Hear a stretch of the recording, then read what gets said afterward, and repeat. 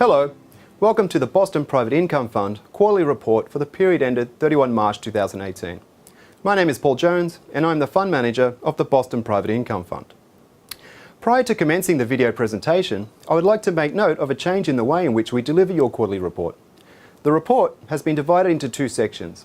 The opening section provides details of the fund's performance, which is the investment report, whilst the final half is dedicated to a more general discussion of the economy. This is the Fund Manager's comment. Let's start with the investment report.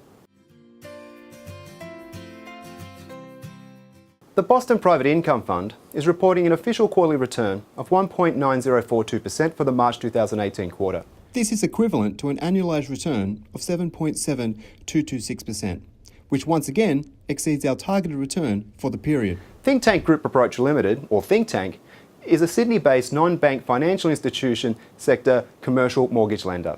It is the manager, originator and servicer of each of the commercial mortgage trusts that form the basis of the Boston Private Income Fund's investment strategy.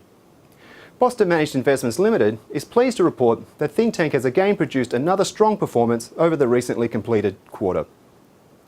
As at the completion of the March 2018 quarter, Thinktank had loans under management of $750.3 million across 1,125 loan accounts. In comparative terms, the value of the loan book has grown over the 12 months since the March 2017 quarter by $214.5 million, a growth rate of 39.4%. The quantum of loans under management has shifted upwards by 284 loan accounts, a growth rate of 34.6%. Deeper loan book metrics taken from the Thinktank commercial property loan portfolio at the conclusion of the March 2018 quarter are equally as impressive. The weighted average loan-to-value ratio, or LVR, across the portfolio at the end of the March 2018 quarter is 63.93%. The loan book LVR has managed to track within a very minor percentage each side of this figure for several years.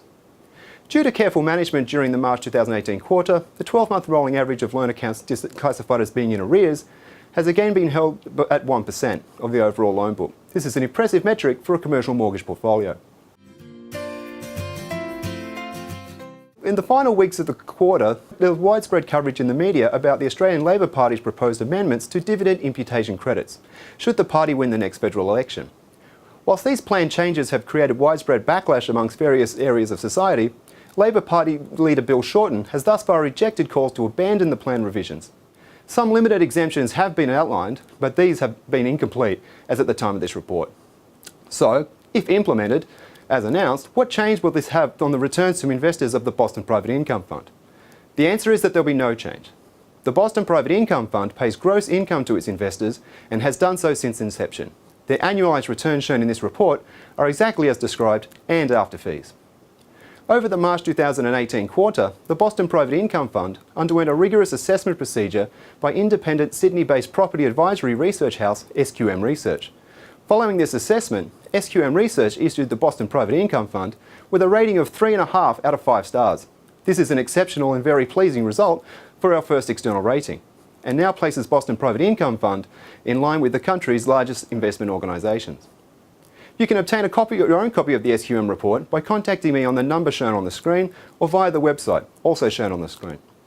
Finally, I would like to take this opportunity to announce the Boston Private Income Fund remains open to new investments. Existing investors can easily increase their current allocation with very little paperwork required.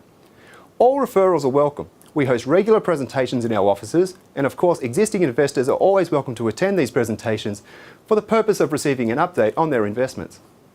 To arrange an investor presentation date, please contact me on the number shown on screen.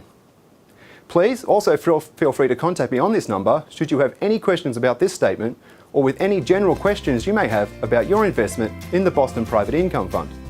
Thank you for watching our quarterly video presentation.